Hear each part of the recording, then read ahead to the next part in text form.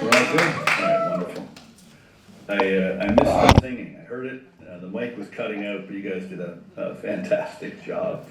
It's great to be in Surrey virtually. The beautiful power of our technology today can bring us into all kinds of parts of the world. I was in Ireland, Scotland, UK recently, but I wasn't able to stay on for this. So I want to thank you, and I'm not going to take much of your time today. You got a busy schedule and great speakers, so I'm just here to give you a brief message that I think is an important message for what it is you're trying to do, why you're there, and I hope that I can contribute in some way, shape, or form. So I want to start with a question.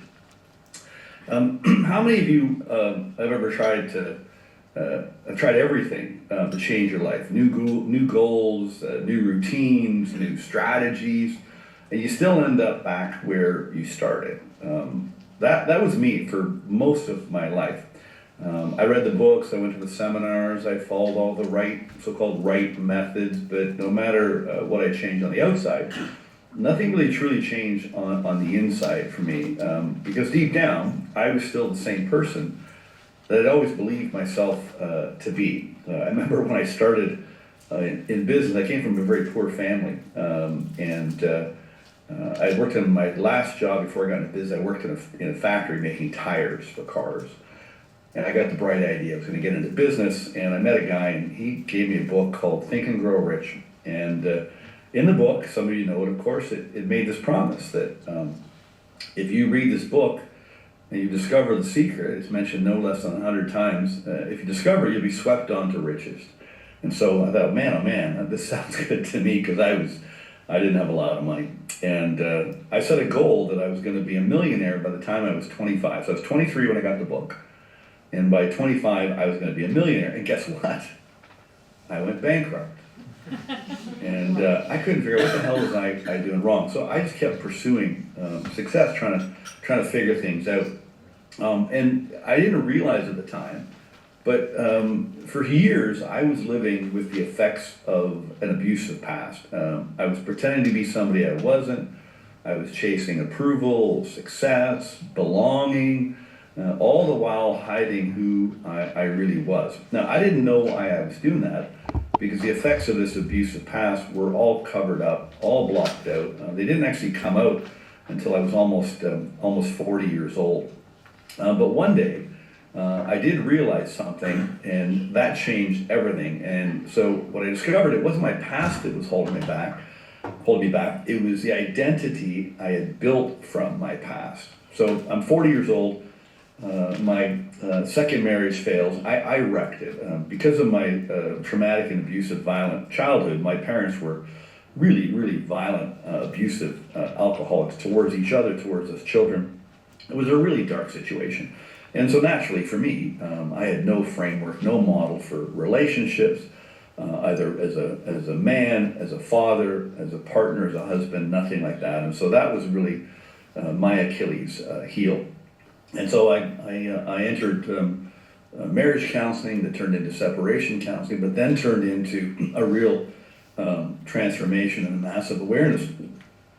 Luckily I met this wonderful lady that was very talented and very aware, and she suggested to me that there might be abuse in my past. I said, no, there's no abuse in my past. I don't recall any of that. She said, well, Doug, she said, there's a lot of things, a lot of questions about your background, your past, you can't answer. I never thought much about that. I'd been in counseling and therapy before, just kind of dealing with the feelings I was carrying around about myself in spite of my success. I did become very successful financially. It was kind of the top of my game in Canada, the business that I was in, but I was really good at faking it. I looked like I had it all together when I really didn't feel like I did. And so Ellen is her name, and she made this suggestion, and she said, you might want to take a look at your past, Doug. I don't think you have to dredge it up, but there's definitely some information back there that you're missing that would probably explain why you're struggling the way that you're struggling. Now, the last thing I wanted to do was go through counseling and therapy, because I'd done that for years and nothing had changed. I mean, it helped me to cope, and I felt better off and on for a little bit. It got me by, but I didn't want to do that again. She goes, no, that's not what I'm talking about.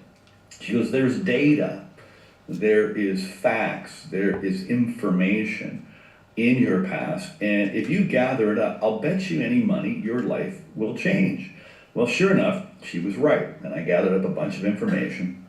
And when I had all the information from parents and teachers and social workers and police records and detectives, investigators, neighbors. I mean, I went on this investigation, literally. I hired a couple investigators to help me with the investigation. I gathered up a bunch of information, and it quickly explained why I felt the way I felt and why I was struggling in these other areas of my life. So much so, it blew my mind so much so, I went public with it, and I wrote my story. It was in a national newspaper in Canada, and it was on television, in a bunch of different books, a bunch of different interviews. People asked me to start speaking about it, and that was really the beginning of realizing something that changed everything. And so it wasn't my past that was holding me back, it was the identity that I built from my past. And I ended up calling it a mistaken identity.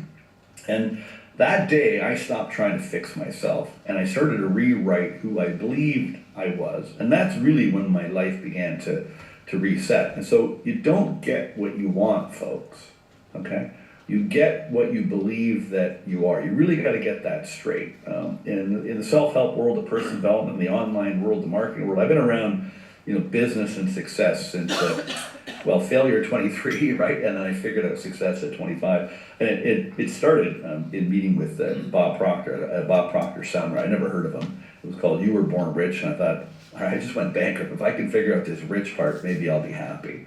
So we really got to get this straight. When I finally figured things out, I was going the wrong direction. So again, I want to repeat it. You don't get what you want, you get what you believe that you are. And we live in this world obsessed with transformation. Everywhere you look, someone's offering a method, a system, or a hack to change your life. But here's what most people don't tell you, or they may just not know it. I thought I knew what I knew, and I figured out a lot of things I didn't know, what I did not know. And so what people don't know or don't tell you, that none of those things will work if your self-image remains the same.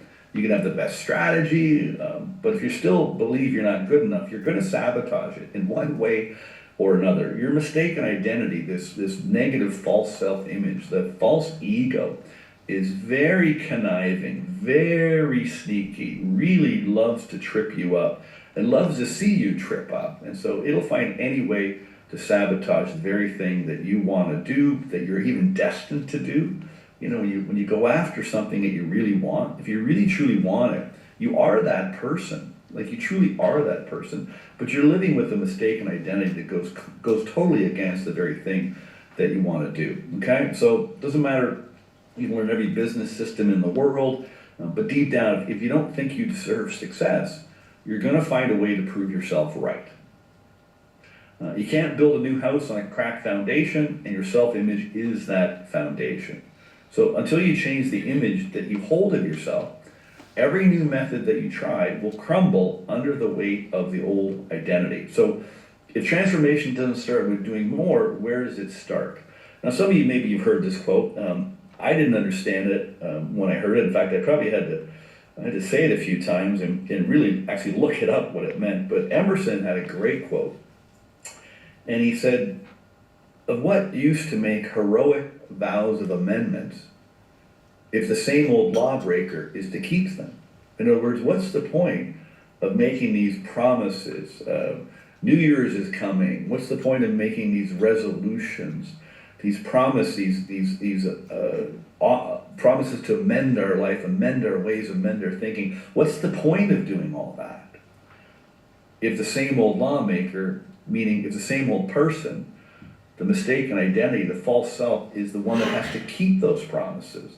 I tell people, I said, I wouldn't even bother setting resolutions if I were you. I wouldn't even bother setting goals if I were you, especially going after things you've never done before, because your mistaken identity is going to self-sabotage. There's nothing worse than making promises and amendments to change your ways and do better in life, and then you don't, because then you end up feeling guilty. You end up feeling frustrated. You end up feeling resentful. You end up giving yourself a hard time. You end up turning on yourself, which only spirals you or places you back where you started in the first place. So really, where does it start? It starts inside. You got to get this straight. Your self-image is the control center on your life, okay? The inner compass is the control center. I did not know this. I read this great book, Psycho-Cybernetics, and in it he explained your mind is a machine, okay? It's an automatic creative success mechanism. It's directed and guided by the self-image. It directs your brain and your nervous system, and it operates under certain rules. Now, I didn't know what the rules were, and I didn't know that it directed my brain and nervous system, and all I had to look at was the way I was thinking and how I was feeling, both internally, emotionally, physically, like the state of my body, the state of my mind, the state of my nervous system. I was having some real difficulty. I did not know that my self-image was the control center of my life. It determines what you believe is possible. It determines what you'll try. It'll determine also what you'll allow yourself to receive, okay? Your mistaken identity, although you want to do more, you want to do better, you want to build a business, you want to maybe create something, maybe you want to really change the world like I want. I'm on a real big mission to change the world. Maybe you want to do that too, and you've got the gifts, you got the talents. I mean, you're meant to do it, otherwise you wouldn't want to do it. But you won't allow yourself to receive the good if your self-image is off track. And so most of us, I know, most of us are living from what I call mistaken identity. It's a false image created by our past experiences, the opinion of others, and the lies we tell ourselves to survive. Now, we picked up in our upbringing, in our conditioning, rules, values, beliefs, what's right, what's wrong, what's good, what's bad, religious views, cultural views. I mean, I work and travel all over the world, and it's very interesting to gather information from conversation with people about what they believe or what they were taught to believe. And so we've got this false self-image. Now, what Maltz called it, I love it, he said it's a system of ideas that as far as we are concerned, it's true. Doesn't mean it is true, but as far as you're concerned, you have a system of ideas that you think is true. And so your mistaken identity silently is writing the script of your life. No matter what you want, no matter how hard you try, no matter what book you read, no matter what course you take, it's your self-image, this mistaken self-image. That's what's writing the script of your life. And then a lot of people, they give up what's called locus of control. There's a great author, Man's Search for Meaning, Viktor Frankl. He talks about locus of control, having an internal locus of control versus an external locus of control where you're just allowing fate and outside circumstances to rule your life. And so a lot of people, through all their struggles and suffering and striving and straining to try to get ahead, sometimes they just get frustrated and give up, and they just turn over that locus of control to the external, and that's not where you want to live, okay? So a couple things you got to get straight. You're not broken, okay? You don't have to fix yourself. You've just been believing in the wrong version of yourself. So if you truly want to transform your life, you have to reset your self-image, and you must renew your mind. There's a great piece of scripture throughout my book. I'm not a religious person. I didn't grow up on any religion like that. In fact, I didn't know anything about God. I had no relationship with God whatsoever.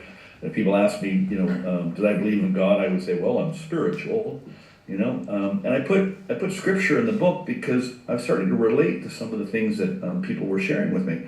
And there's a great piece of scripture that says, do not conform to the patterns of this world, but be transformed by the renewal of your mind. If you want transformation, folks, you got to renew your mind. Right? You got to reset your mind. You got to clean out all the junk. One of the problems that people have in achieving success and following what the personal development world talks about, writing affirmations and self-image scripts and gratitude and all those things, those are great things to do.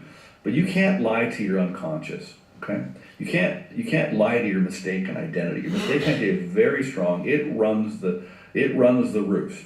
Okay, and if you're trying to overwrite that, it's very difficult to do it. I took years trying to overwrite it. I mean, my hand is sore from writing frickin' affirmations. Okay, I was doing it for years, and I'm working with Bob Proctor, right, for 9 years. I mean, we're friends. I worked for him. I'm his right hand guy, running the coaching division. I'm going, how come I can't figure this out? What I figured out was that I had to clear up all the things that weren't true about me in order for me to be myself and operate at a much higher level, okay? And so the process I use to change my life, and I use it. My book is the framework, but I created a process to help people reset. And so I call it the 4 R's of reset. Number 1, recognize, okay? You've got to become aware of the false story you've been living from. Again, you don't have to dredge up the past, but there is data, there is parts of your story, false parts of who you are that you've been living from, and until you see it, you can't change it. No matter how hard you try, no matter what course you take, I don't care what affirmations you do, I don't care what therapy or modality you use, you will not change it unless you can see it, okay? Once you can see it, then the second step is release, because we have to let go of the guilt and the shame and the false beliefs that keep you stuck. You can't rise while you're carrying around what broke you down. The third step is rewire. Build a new self-image that matches who you're becoming, not who you've been. All right? Start speaking to yourself like the person you're becoming. Now, you can't rewire neural pathways when the grooves, I want you to think of a record. Some of you might be old enough to have had albums when you were a kid or younger. And so if you think of a vinyl record, it's got grooves in it, okay? And they cut grooves for the music. And I want you to imagine that the needle on the record player is your mind, all right? And we are stuck in these grooves. Even if you try to pick it up and put the needle down somewhere else, you're still going to play the same groove, the same song, the same record, the same tape. You can't rewire neural pathways very effectively if you've got this deeply ingrained mistaken identity, these false beliefs, these false perceptions. If any of you feel bad about yourself in any way, shape, or form for any extended period of time, that's a problem, right? Nobody should feel badly about themselves. Nobody should not feel good about themselves. Nobody should not like themselves. Now you might be thinking, that's impossible. I think that if you make a big mistake, if you don't do something wrong, I think guilt and shame and different negative emotions are very useful in the moment, but you're not supposed to carry them around for the rest of your life trying to figure out what the hell is wrong with you. It's a lot easier to rewire your mind and develop an accurate self-image is if you clear up the things that aren't true. And then and only then you can rise. The 4th step is rise up, act from that new identity, lead, love, live from your true self. So transformation isn't about doing more, okay? It's about becoming more. And when I changed my self-image, my results changed actually automatically. I didn't have to force it anymore. My life simply started matching the person I had become. And so for years, in business, throughout my corporate career, and then meeting Bob Proctor in 2014, becoming a consultant, and then wanting to work with him, not just be a consultant, but work with him. Spent 9 years with him until his death in February 2022, and then leaving the company at the end of 2022. Through all that process, I was striving, straining, struggling, writing self-image scripts, doing all these different things. I was talking to a lady in Ireland, my most recent trip, and we were sitting down after an event like this. I said, well, what's the problem? I said, how can I help? She said, Doug, I just, for years, I've been trying to figure out who I am. I just want to know who I am. I tried everything, and she's become an expert in different modalities, collecting therapy, she calls them. So she would go through some therapeutic model or some course, some program, in order to help and heal herself. And then she would study that and then get certified in that and become a so-called expert. She goes, I've been collecting therapies for 30 years, Doug. She goes, I just want to know who I truly am. I said, you're going about it the hard way, obviously. I said, have you ever considered why that hasn't worked for you? She just kind of looked at me. I said, it's a hell of a lot easier to figure out who you're not than spending years trying to figure out who you are. Much, much easier. So here's the truth. You can only transform to the level of your self-image. Before you invest in another strategy or chase another system, pause, and I want you to ask one powerful question, all right? Actually, 2. Who do I believe I am? Who do I think I am? Now, you might have heard this quote. I remember Bob saying to me all the time. He would talk about it in seminars. He goes, I'm not who I think I am, Doug. And I'm not who you think I am. I am who I think you think I am. That's one of the problems. We've been brought up in a society, in a world, with a compulsion for conformity to fit in. It's worse than ever, and it's developed a real strong fear of criticism. And if, like me, if you went through some really difficult times, 60% of you in that room, 60% of people you know have been through what are called adverse childhood experiences, where you've experienced abuse, neglect, and different things going on in your home. And you've really experienced mistreatment and degradation. And that mistreatment and degradation has built an overcompensated need for adulation, validation, confirmation, and approval. So who do you believe you are? Who do you think you are? That answer is going to determine every result you create. You got to be really honest with yourself, okay? Your destiny doesn't change when you find a new method, folks. It changes when you rewrite your identity. So today, before I leave you, I want to challenge you. Stop fixing, okay? Stop pretending. Stop running. Stop seeking. Stop searching. People go, I'm trying to find my purpose. I go, you don't find your purpose, folks.